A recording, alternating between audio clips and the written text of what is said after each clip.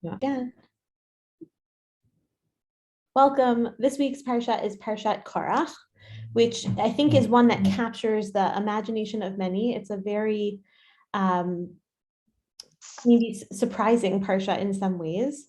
Korach and his followers come to Moshe making some demands, commonly understood to be challenging his leadership in some way.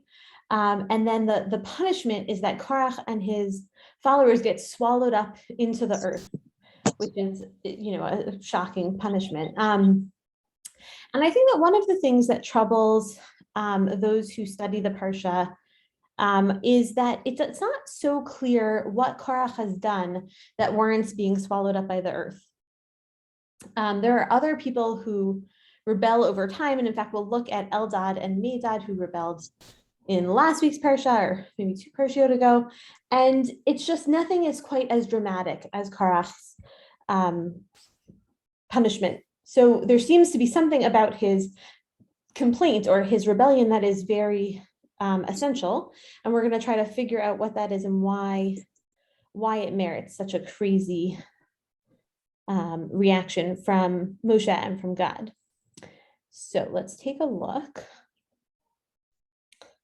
I learned this beautiful idea from my teacher, Rabbi Dr. Aaron Liebsmunkler. So in our parsha here, we see here, right, that they is Korach and his followers, Vayikalu al Moshe al Aaron. They go to Aaron and Moshe, or against Aaron and Moshe. V'yomru alehem Rav lachem ki kol ha'eda kulam kedoshim. You have gone too far, for all the community are holy, all of them. Ubetocham Hashem umadua nasu al kahal Hashem. Why then did you raise yourselves above the Lord's congregation? Right. So it seems that the rebellion is based on one idea that has two sort of subparts, which is that the whole community is holy. And maybe that's represented by God being in their midst, or that God is in their midst because they are holy. And so their complaint is that it seems that Moshe and Aaron have unfairly elevated themselves above the rest of the people.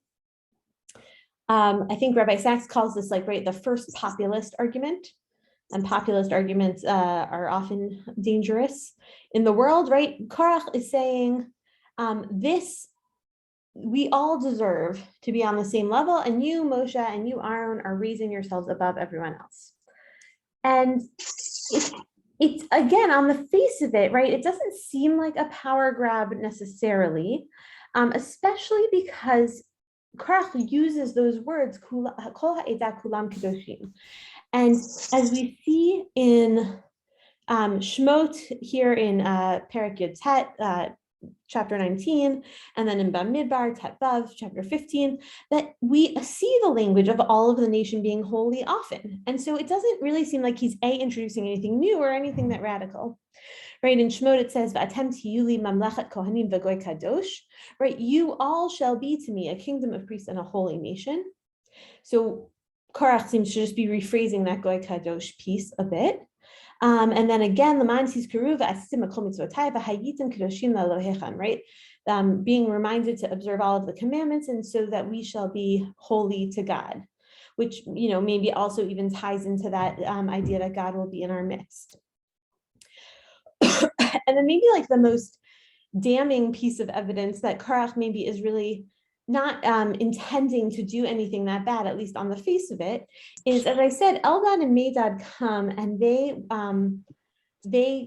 revolt in a way, and Yehoshua is very upset. And Moshe, speaking to Yehoshua, his young prodigy, right, he says, well, Eldad and Medad aren't so bad because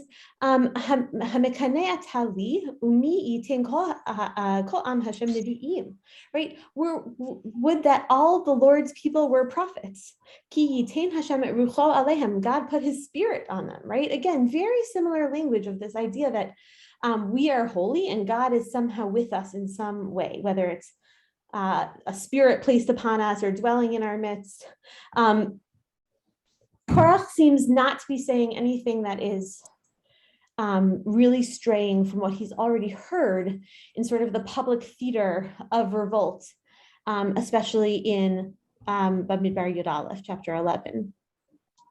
And certainly, if we were to say that Korach heard the Torah being revealed or learned the Torah from Moshe, right, certainly seems like something that God refers to him, God's self, as saying that we are a holy people. So far, is that clear? Like, we're going to take a sharp turn, obviously, because again, Korach did something to be swallowed up by the earth.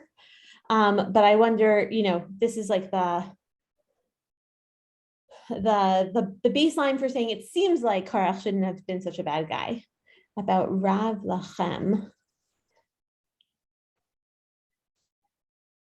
So I don't know if you understand my question, Gail. So I was reading the Parsha, and actually I screwed it up because I was, Israel's a week ahead of us. So I was until Matot Masai. Yeah, I forgot about that. And so I was a week ahead.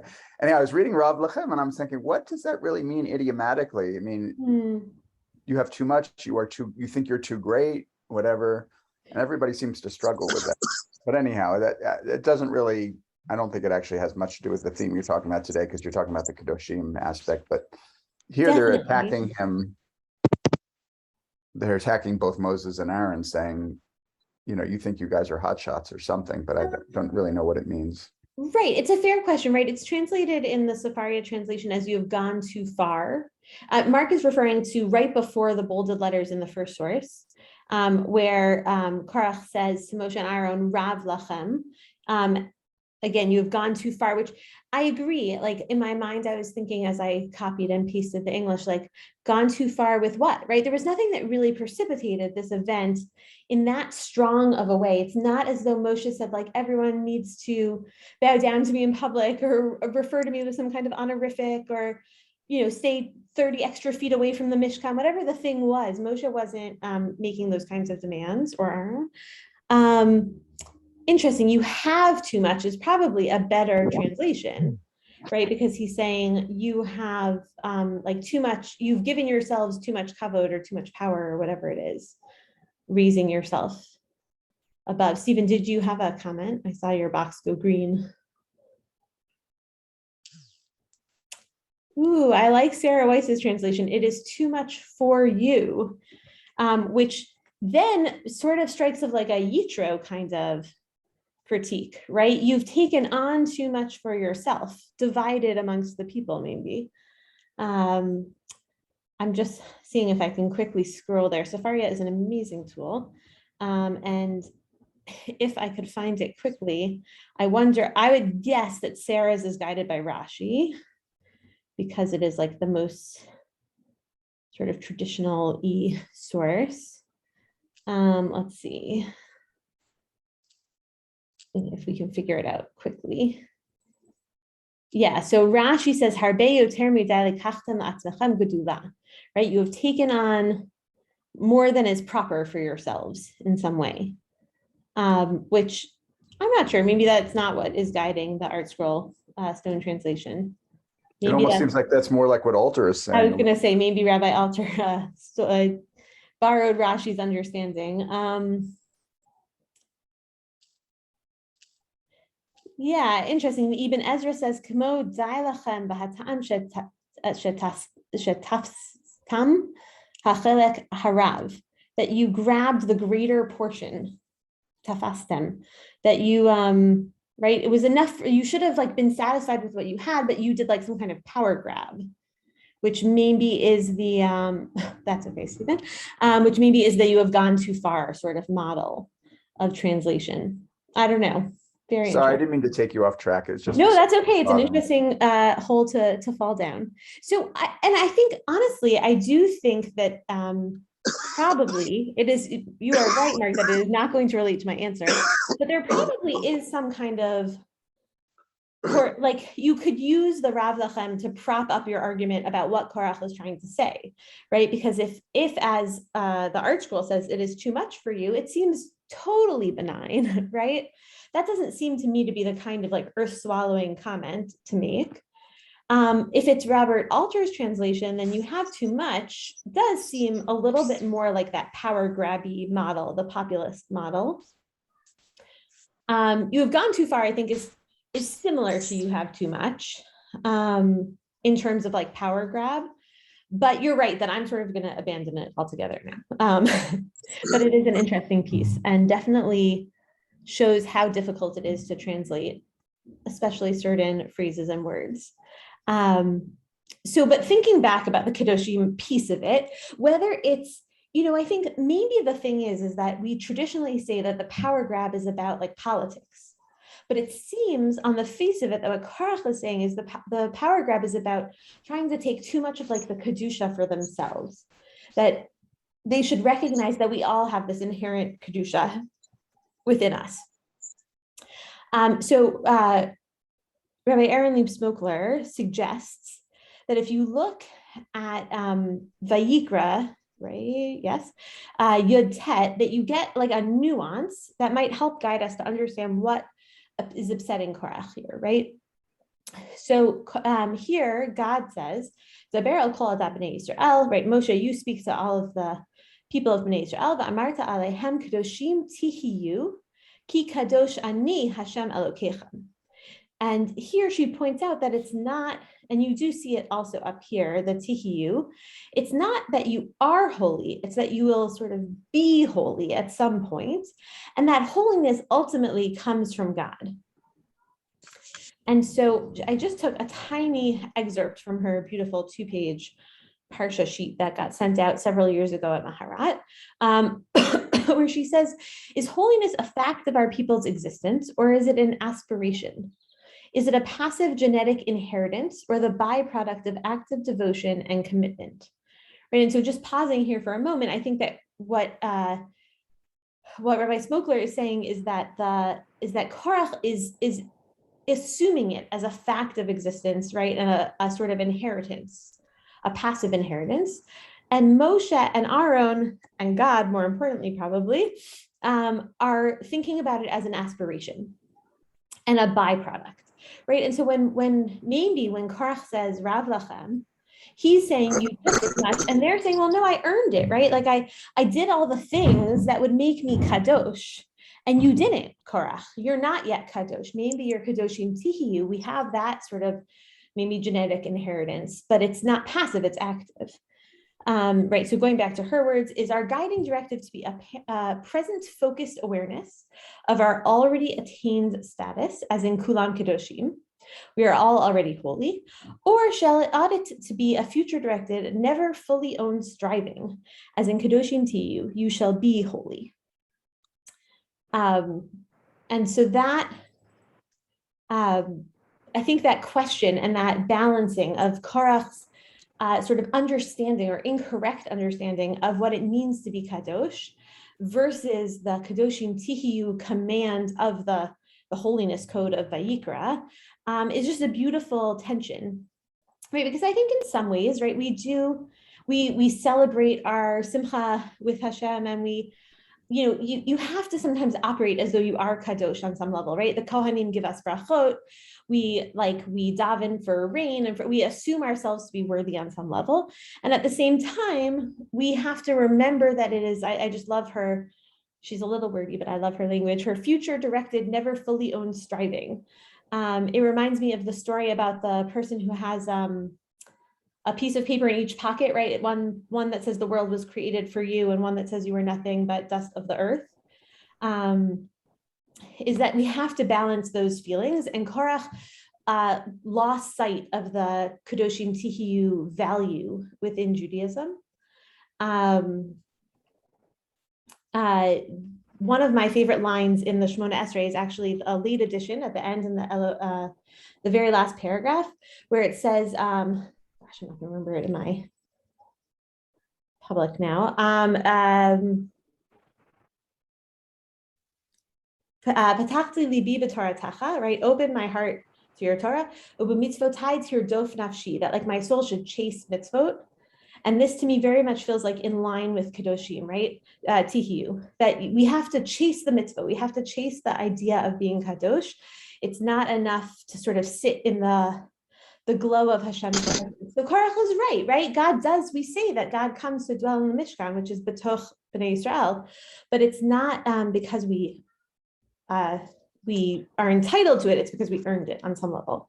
And she brings a beautiful clip from Yeshayahu Leibowitz, a modern commentator, who notes that the Judaism of Moses is arduous. It means knowing that we are not a holy people. The Judaism of Korach was very comforting. It allows every Jew to be proud and boast that he is a member of the holy people, which is holy in its very nature. This obligates him to nothing.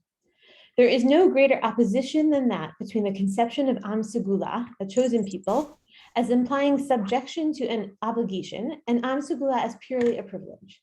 The uniqueness of the Jewish people is not a fact, it is an endeavor. The holiness of Israel is not a reality, it is a task. So I think that balancing Rabbi Smokler and Professor Leibowitz's words are very beautiful, because there are times in our life where we need the privilege, right, where we need the fact, we need that sort of reality. But that really, something that I think is very beautiful about Judaism is the idea that we still have to endeavor to be better. Yes, sweetheart, in 5 minutes. And if Will were sitting here, he would laugh, because he says, like, I am unable to stop moving.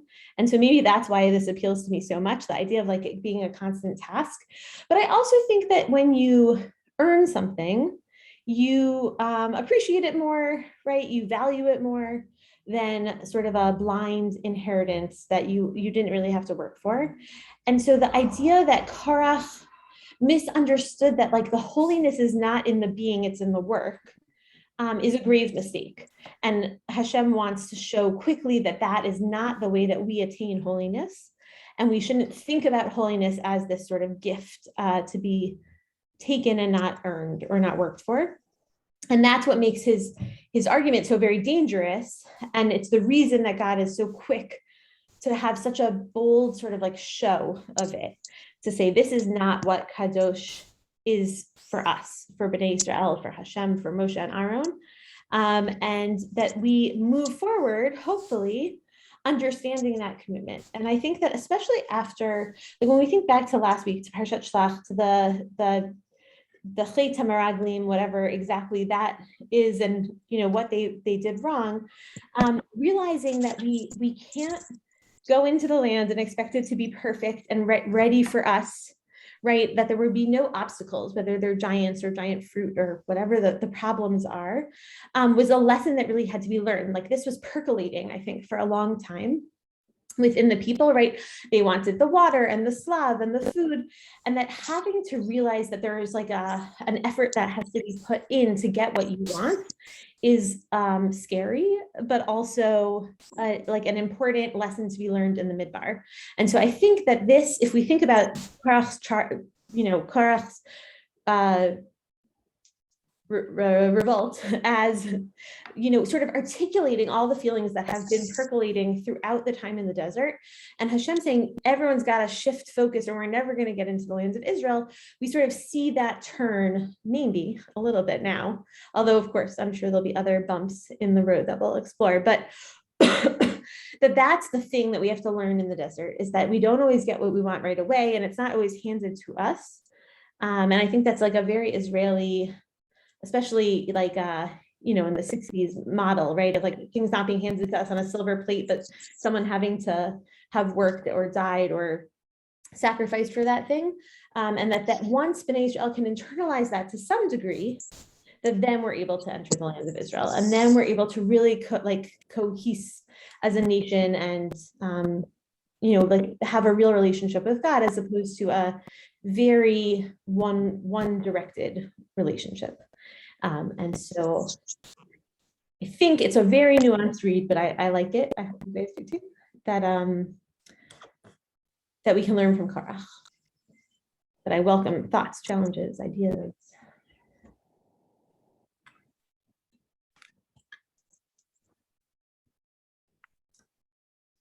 Cool. I'm going to stop the share so I can see everyone's face for a second. Excellent. I was just going to say, I'm Yeah. more basically, I wonder, I know there's been a lot written about it, but what does it mean actually to be kadosh? Sort of, I mean, the whole Mhm. meaning of kadosh, what does it mean? I've seen it translated as separate. I mean, holy doesn't really mean anything really. I mean, by itself, unless, unless, anyhow, that to me seems more like more basic, that we really need to understand what does it mean to be Hmm. kadosh. Pure, I don't really know. I mean, maybe it's even in the definition is like, right, he had a definitional issue, not really a application issue, right? Maybe definitionally kadosh is to be striving to be better and not to be satisfied with what God gives us. Although I do think that probably the writings that I brought to you were sort of framed in that like more holy translation. Um, yeah, I think kadosh within that sort of holiness code is like behaving on some higher level of morality, trying to be closer to God, right? That sort of like mitzvah chasing model. But certainly separateness also is. Because that seems what Korach is saying, that everybody here was present at Mount Sinai. We're all inherently, I mean, I think Korach is saying we're all inherently kadosh. Everybody who was at Mount Sinai basically was kadosh. That they're separate. They're not that they're a better type of people or anything that they've done is better. I mean, these are just Klal Yisrael, just the entirety of Israel. So that we've all gone through this experience, like you, Moshe and Aaron. We've all been, seen God's presence. We're all special in that way, but not that we're in some way morally or spiritually better. I mean, that's just looking at the shot. I mean, I think of what they're saying to Moshe and Aaron. Yeah, I mean, I think that Spiritual. I think that's what Erin is commenting on, right? Is that she's saying, no, Korach, being separate just because you had this experience is not enough. Kadosh is not really about the fact that you were there for Har Sinai. It's about the experience of the striving, right? He missed the point of what it means to be kadosh.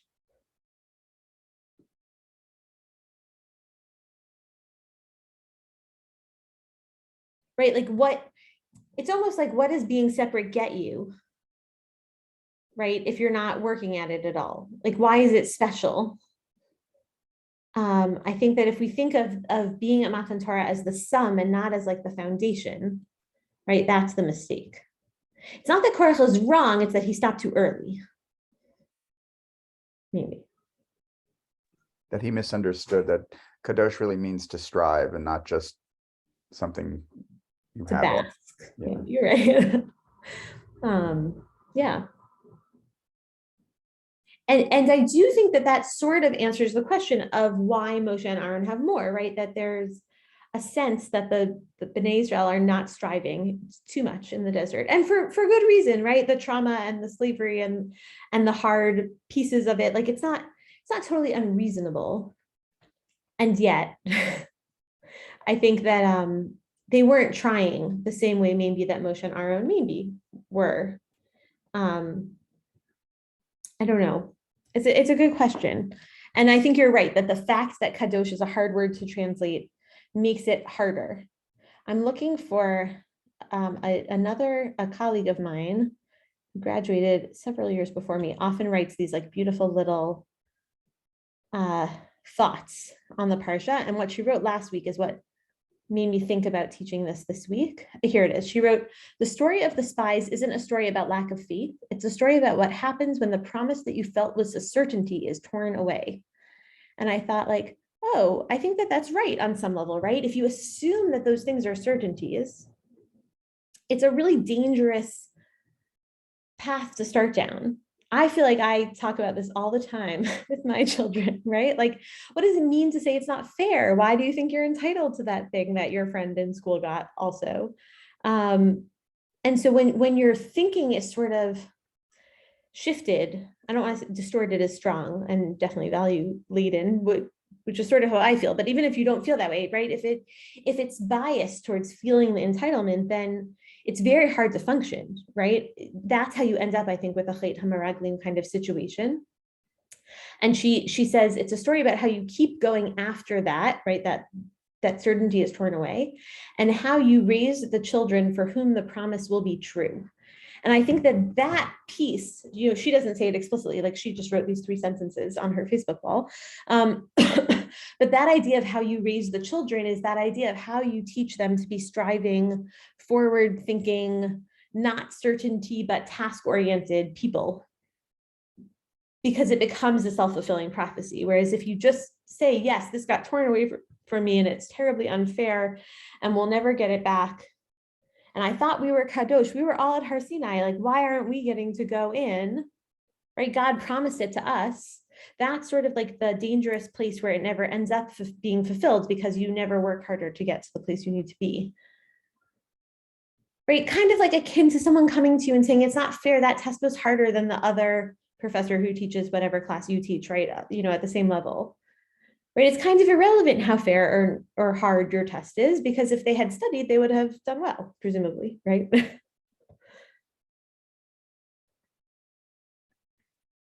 I don't know. I can see you're still chewing on it. No, just I was thinking a bunch of things. Yeah, I mean, this whole parsha is so bizarre anyhow, because it seems to combine 2 different stories, like the swallowing up of the earth and the fire pans and the fire going up from. I mean, the editor didn't do such a great job. Basically, there are 2 different stories here. There's Korach, and then there's Datan and Abiram, which seem to be 2 stories that they've smushed together. Yeah. One, they get swallowed up by the earth, and the other where the fire pans, they get burnt up by the fire. And it's just a very confusing story. Yeah. And I think that it's confusing in its sequence. I agree. And confusing in that, like, I think the number of great miracles like that gets smaller and smaller as we progress, right? And this seems like a really big one. It's like that also feels sort of sequentially out of order. Yes, we could teach a whole different class with the recording off about why Datan and Aviram and Korach go together. I am going to turn the recording off. My plan, though, just to let everyone know, baby permitting, is I will be here on Wednesdays throughout the month.